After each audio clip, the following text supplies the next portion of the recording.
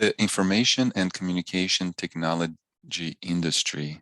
So here today, we're going to be talking about the ICT industry basics, origins of computers, origins of communication technologies, and social issues in the ICT industry, namely surveillance capitalism, the data brokers, and we'll also mention something very briefly about the Consilience project.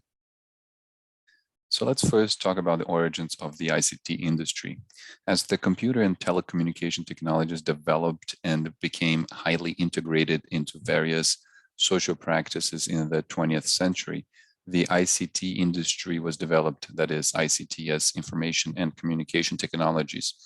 And as both computing on one side, or IT, as we call it, and communication, this industry includes a variety of sects or sectors, such as entertainments, news, and internet or phone services, which are all distinct but highly integrated. And here I would like to emphasize the differences between computing on one side and the technological infrastructure, the cables, the cameras, the computers, and the communication side, which is of course more related to entertainment and news, whereas computing is more related to the internet and phone services, cable services, and so on.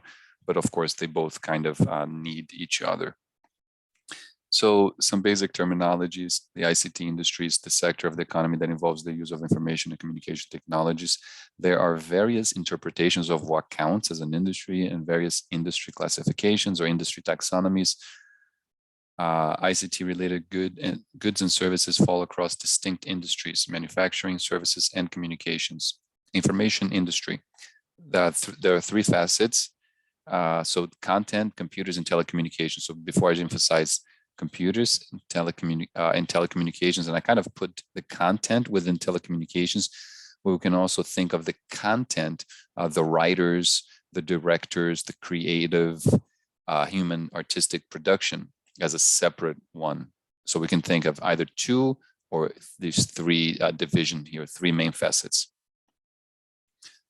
Some statistics here about the breakdown of the industry. So if we're talking about generally just ICT as we commonly understand it, so 40% is telecommunications, so AT&T and Verizon, 19% is hardware, 5% is data center, 10% is software, and 26% is IT services. Notice that this does not include the so-called content, although that might be relatively small in terms of money. I think this is in terms of percentage, is in terms of money.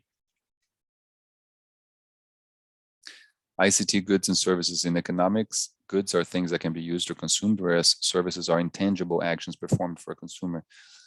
ICT goods and services can be distributed locally, nationally, or internationally, and are purchased by individuals and organizations. Consumer goods, such as laptops, are purchased by individuals, and then capital goods are raw materials used by businesses to make consumer goods. So usually we have this main distinction between the individuals and the businesses or the groups or organizations.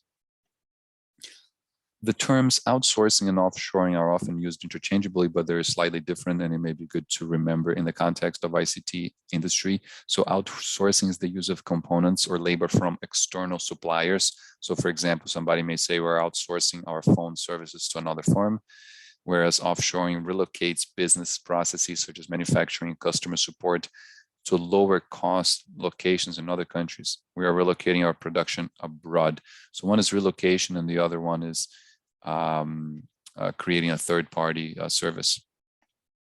Until the 1990s, ICT companies performed all phases of product development in-house. Prototyping and mass production moved to Taiwan, then to China during this time. Outsourcing and manufacturing efficiencies contributed to falling prices of ICT goods and services as usual, right? So when there are efficiencies gained, prices fall because it becomes cheaper to build things. Of course, other impacts of the improvements in ICT technologies and the globalization of it include further global dependency of countries within each other, issues such as e-waste, greenhouse gas emissions, a loss of labor in the United States, even a relationship with that kind of loss of jobs with the US opioid epidemic, and of course, many other problems. A framework here of the changes in the design and development and manufacturing. So in the 1990s, mostly US and Japan, then in the 2000s, US still retained the design. The design is still done here, but more of the development was in Japan, and then the manufacturing in Japan and Taiwan. So by this time, definitely kind of much or most manufacturing of ICT goods and services was out of the United States. And then more recently, China has taken over, certainly with both the development and the manufacturing, and the United States mostly still design.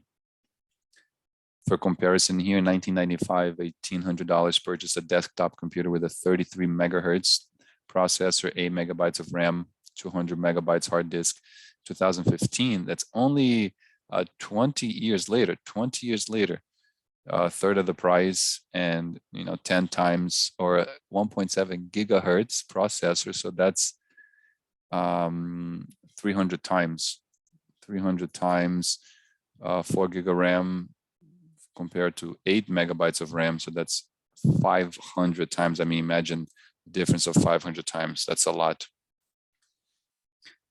The product life cycle. So one important concept to know about technology and technology industry are technology life cycles. So it's the concept that there is a product life cycle. So for products that come in the market, there are different temporal developments in its life cycle.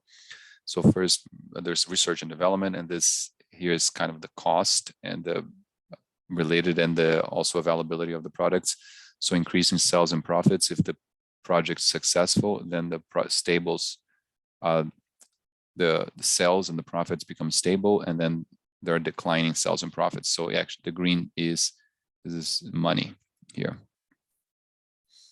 Oh, and the break-even point is only after a consistent accumulation of sales and profits. To try and track a product's life cycle, analysts and sociologists devised a few concepts here that are important to know. Certainly the first one, so Moore's Law. So Moore's Law refers to Gordon Moore, the co-founder of Intel Corporation, which predicted that technological innovation would double the number of transistors in an integrated circuit every 2 years without raising its cost, essentially doubling the speed of the processing power of the microchip that we studied. So that's Moore's Law. Rogers' bell curve, frequently used to describe patterns in the way consumers adopt technology products, developed by a team of sociologists, including Everett M. Rogers, and we'll kind of examine that. So there it is. It's a kind of bell-shaped, so kind of like this, as we just saw. And Gardner hype cycle, which refers to the position of a product during its life cycle of publicity or hype, developed by analysts at Gartner Inc. So it looks, combining these three views looks something like this. And you can see the sort of bell-shaped curve with a slow ascending, and then there's a topping out, and there's decline, and there's potential continued production. And you can take a look at these later as you wish. The World Economic Forum produces an annual report on the global influence of the ICT industry and identifies how well countries leverage ICT technology. So if you're interested in the more global perspective of ICTs, this is a good resources to go to. Thank you. See you next time.